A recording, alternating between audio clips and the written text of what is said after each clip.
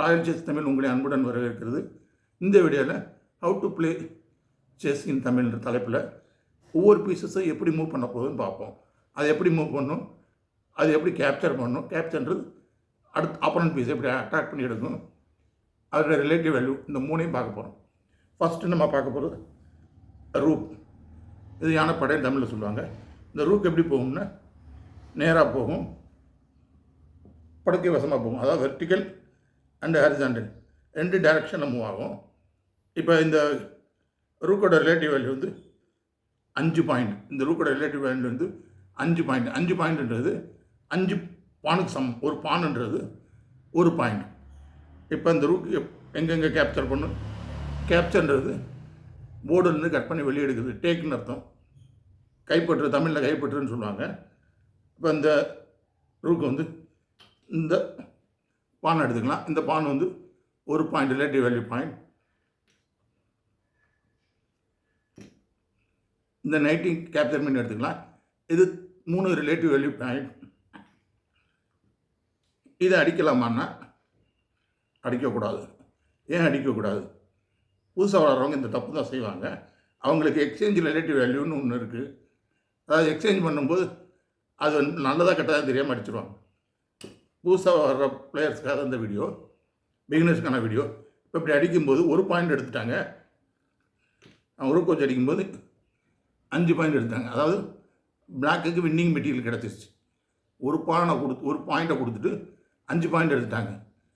பிளாக்குக்கு winning advantage, அதாவது winning advantage plus winning material, winning எக்ஸ்சேஞ்சுன்னு சொல்லுவாங்க. இதை ஆப்போசிட் ஒயிட்டுக்கு லூசிங் எக்ஸ்சேஞ்ச். அதனால் இந்த மாதிரி அடிக்கக்கூடாது. அடித்தா தப்பான எக்ஸ்சேஞ்ச். இது தான் ஆரம்பத்தில் செய்யும்போது தவறு வரும். படிப்படியாக அந்த தவறை குறைச்சிக்கலாம். இப்போ அடுத்த பீஸை பார்ப்போம். இந்த பீஸுக்கு பேர் நைட். இதுக்கு ரிலேட்டிவ் வேல்யூ வந்து 3 பாயிண்ட்டு. ஒரு பான் வந்து ஒரு பாயிண்ட்டு. பானை மாதிரி 3 மடங்கு பவர்ஃபுல்லான பீஸ் நைட். இப்போ நைட் எப்படி மூவ் ஆகும்னா 1 2 3 1 2 3. அதான் எல் டைப்பில் மூவ் ஆகும். 1 2 3 1 2 3 1 2 3 1 2 3. பெரும்பாலும் இந்த கவுண்டிங் புதுசாக பண்ணுறவங்க என்னது தப்பு பண்ணுறாங்கன்னா, இங்கேருந்து கவுண்டிங் பண்ணக்கூடாது. இந்த ஸ்கொயரை 1ன்னு கவுண்ட் பண்ணக்கூடாது. புதுசாக செஸ் விளாட்றவங்க இதை தான் 1ன்னு கவுண்ட் பண்ணுறாங்க. இப்படி கவுண்ட் பண்ணக்கூடாது. இதுதான் 1. அடுத்த ஸ்கொயர் தான் 1 2 3. இங்கே அல்லது இங்கே, அதை லெஃப்ட் சைடு அல்லது right side. 1 2 left or right.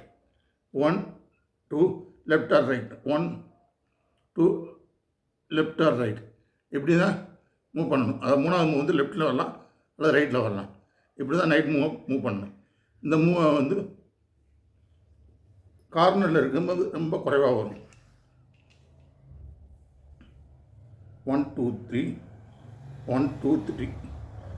அதுவே நைட்டு இங்கே இருக்கும்போது அதுவும் கம்மியாக தான் வரும். 1 2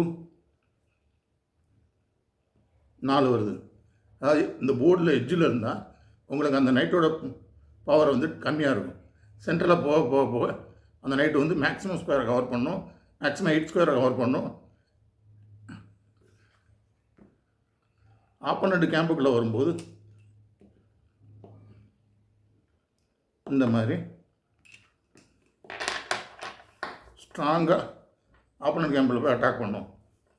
இந்த நைட்டு வந்து டேஞ்சரான நைட்டு, உள்ளே வந்து அட்டாக் பண்ணும்.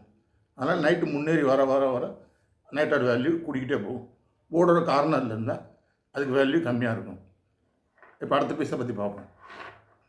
இந்த பீஸை, இது பேர் பிஷப்னு பேர். இதை தமிழில் வந்து மதில்னு சொல்லுவாங்க. இது வந்து ஒரே ஒரு டைரக்ஷனில் மட்டும்தான் மூவ் ஆகும்.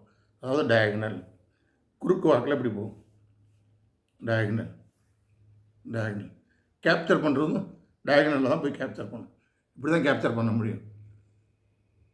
இப்போ இந்த பிஷப்போட ரிலேட்டிவ் வேல்யூ 3 பாயிண்ட் சம்திங், அதாவது 3.5. நைட்டோட கொஞ்சம் பவர்ஃபுல் பீஸ் இந்த பீஸ். இப்போ அடுத்த பீஸை பார்ப்போமா? இந்த பீஸுக்கு பேர் கியூன். இது ராணின்னு தமிழில் சொல்லுவாங்க. இதோட ரிலேட்டிவ் வேல்யூ வந்து 9 பாயிண்ட்.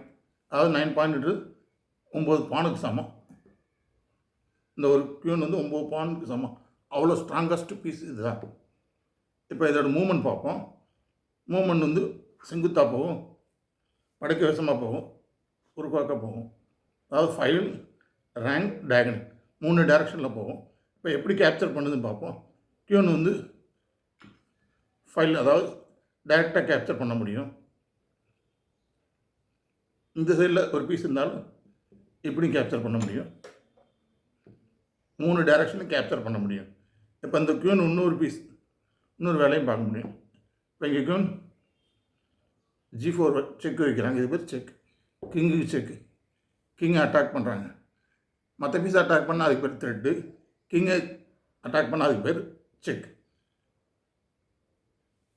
அடுத்த பீஸ் பார்ப்போம். அடுத்த பீஸ் கிங் வந்து ரிலேட்டிவ் வேல்யூ இது கிடையாது, இன்ஃபினிட்டி வேல்யூ. இதுக்கு ராஜான்னு தமிழில் பேர். இது 8 ஸ்கொயர் போகும். 1 2 3 4 5 6 7 8. தன்னை சுற்றி இருக்க எல்லா ஸ்கொயருக்கும் ஒரு ஸ்டெப் தான் நகட்ட முடியும், 2 ஸ்டெப் இப்படி நகட்ட முடியாது, அது இல்லீகல். இப்போ இங்கே கிங்கு வந்துருச்சு. இந்த கிங்கு இங்கே வர முடியுமானா வர முடியாது. கிங்கு எப்பயுமே பக்கத்தில் வர முடியாது. அப்படி வந்து அது இல்லீகல். செஸ் ரூல்ஸ்க்கு எகென்ஸ்டானது. இந்த மாதிரி கிங்கு பக்கத்தில் வரவே முடியாது.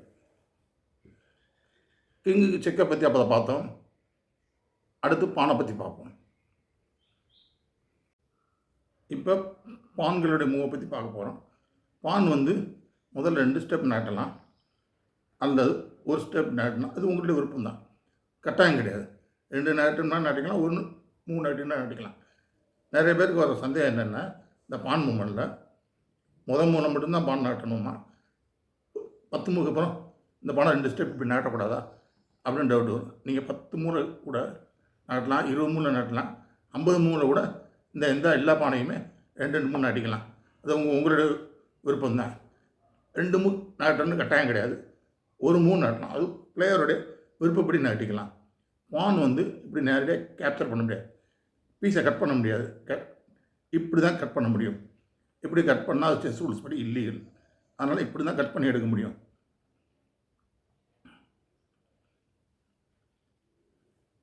இந்த பானுக்கு ப்ரமோஷன் இம்பாஷன் ஸ்பெஷல் ரூல் இருக்குது. பின்னாடி வீடியோவில் அதை நான் சொல்லித்தரேன். இந்த வீடியோ பிடிச்சா லைக் பண்ணுங்கள், ஷேர் பண்ணுங்கள். மறக்காமல் ஆர்டிஎஸ் மேலே சப்ஸ்கிரைப் பண்ணி பெல் ஐக்கானை கிளிக் பண்ணிக்கோங்க. அப்போ தான் என்னுடைய ஒவ்வொரு வீடியோவும் உங்களுக்கு வந்துக்கிட்டே இருக்கும். நெக்ஸ்ட் வீடியோவில் மீட் பண்ணுவோம்.